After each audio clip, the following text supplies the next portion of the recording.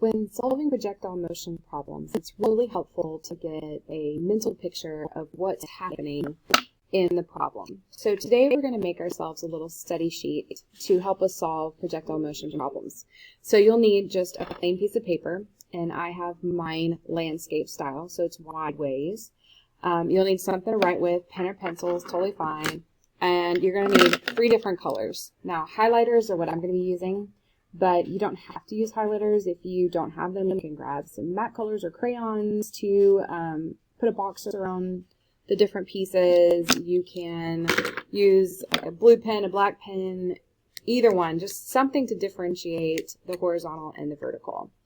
So I'm going to grab my paper that is wide ways, and I'm going to draw a horizontal projection. So I'm just going to draw, in this case, cliff. You can do a table, you can do the roof of your house, whatever you want to do, but we're just going to draw a cliff or a table that this thing is going to fall off of. And I'm going to use a ball, just like a tennis ball, rolling off of my cliff, or a boulder if you want. You could do a car driving off, whatever.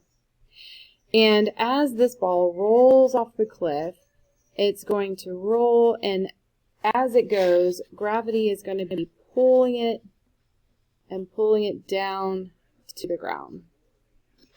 Okay, so I'm going to draw my little path of my projection.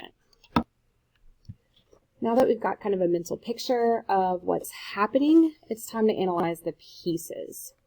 So as this ball is rolling off of my table, or the boulder off the cliff, or whatever it may be, we know that it is traveling with a velocity that's horizontal. Okay, so it's going to have a horizontal velocity.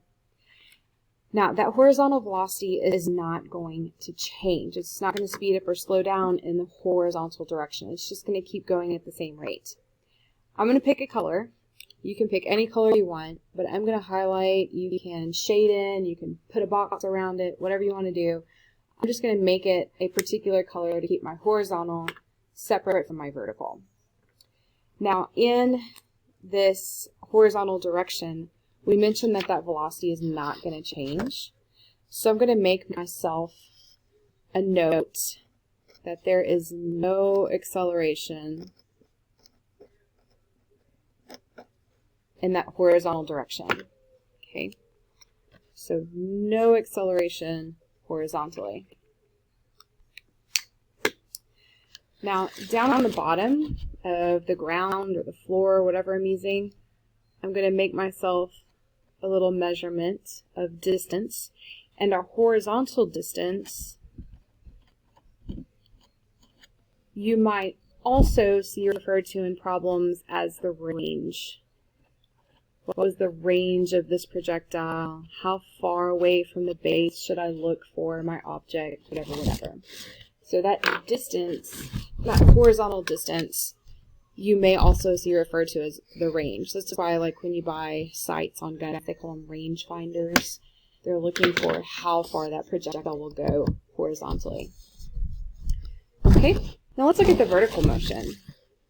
Right now, the ball is not moving down at all. It has no vertical velocity.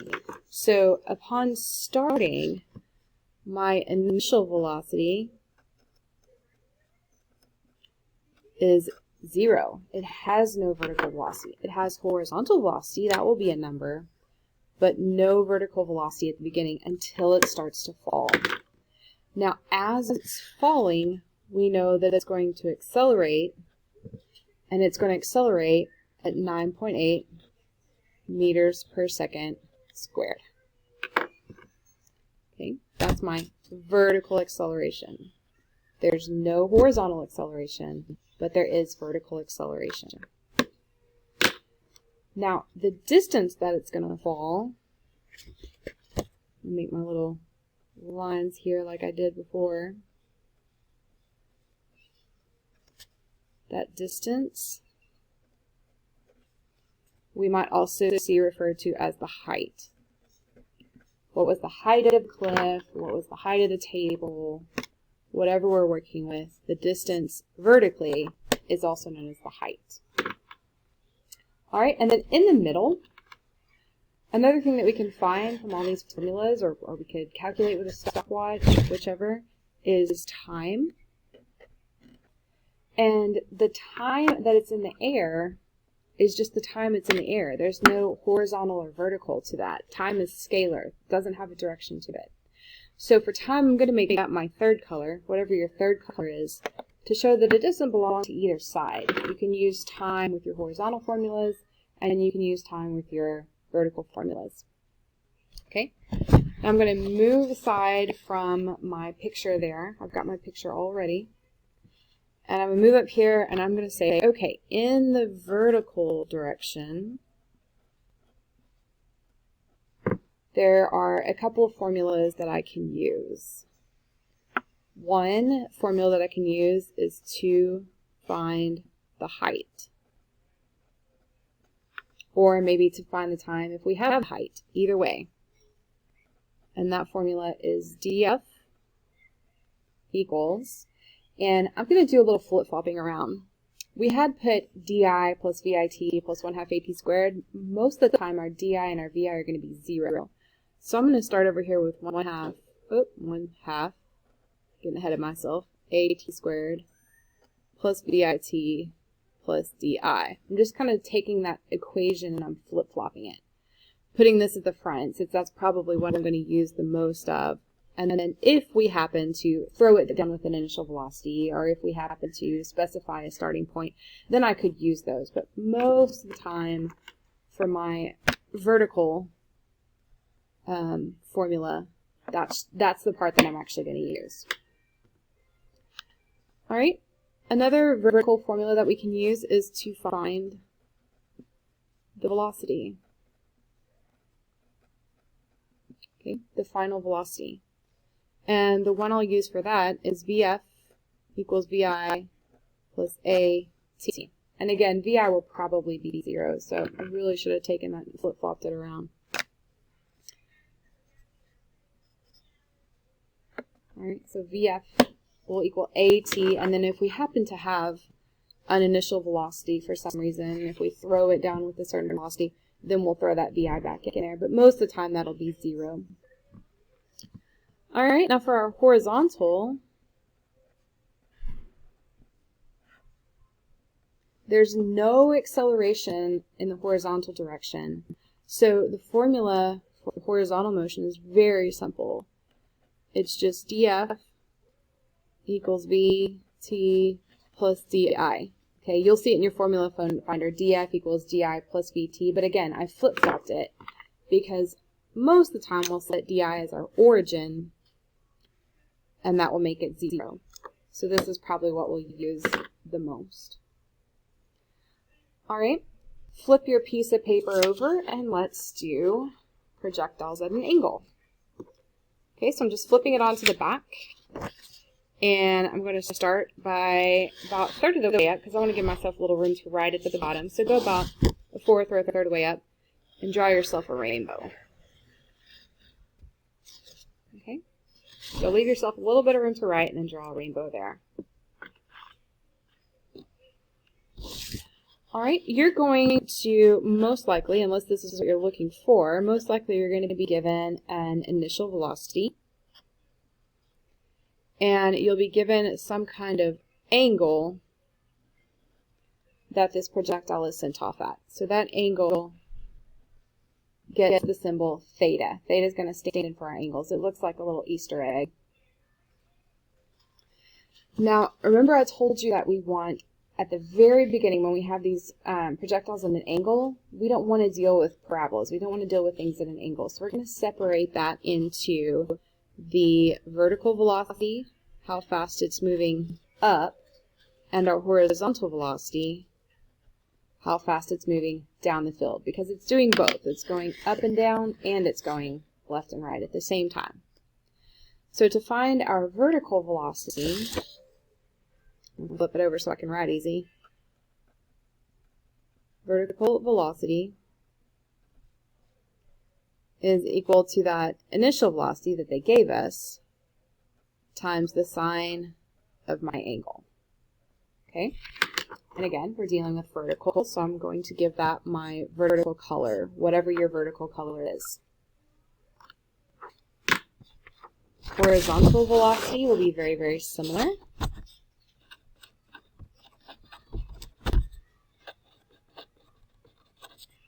Except we're going to use the VI and the cosine of our angle to find that horizontal velocity.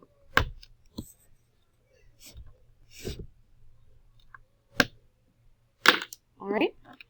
Now on the way up, going up and down, we're under the influence of gravity. Gravity is keeping it from flying off into outer space, and it's going to bring it back down to Earth. So our acceleration, because of gravity, is 9.8 meters per second squared. But on the way up, it's slowing it down. So I want to make that a negative 9.8 meters per second squared.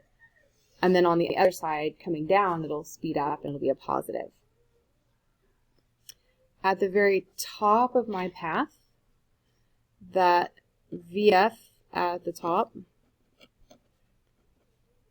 vertically it stops moving. So there is no final velocity at the top. There is horizontal velocity at the top. It keeps going down the field, but it's no longer rising and it's starting to come down. Okay, let me go ahead and get A turned into my vertical color as well. All right, and then the distance that it rises in the air,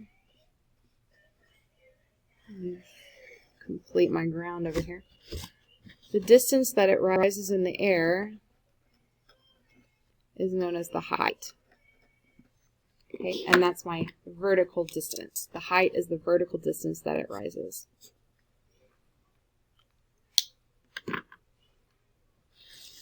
Horizontally, vertically we had acceleration, but horizontally there is no acceleration going down the field. It's going to keep going at this velocity until it lands and completely stops. So there is no horizontal acceleration. But we do have a horizontal distance that we're covering down the field, which again is called the range.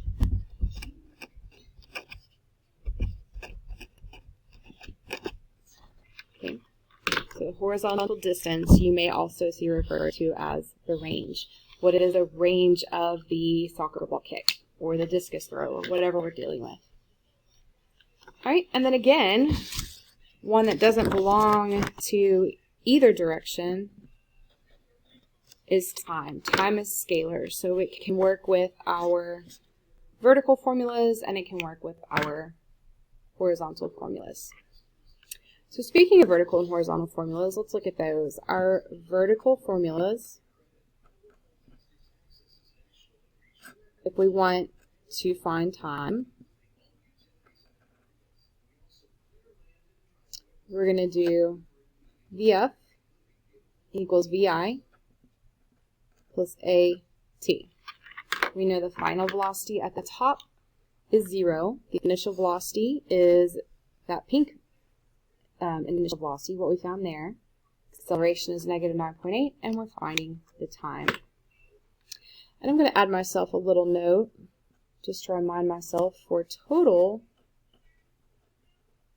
hang time,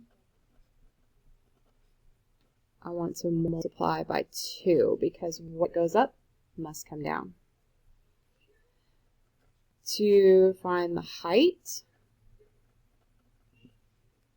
we're going to use our lovely formula, VF squared equals VI squared plus 2A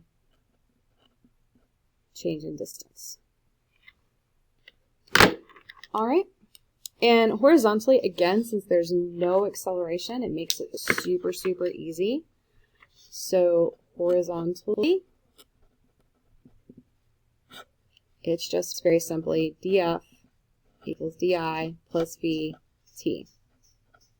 And I just want to remind myself to use the total time, since what goes up must come down. All right, hopefully this will help analyze and break down projectile motion problems.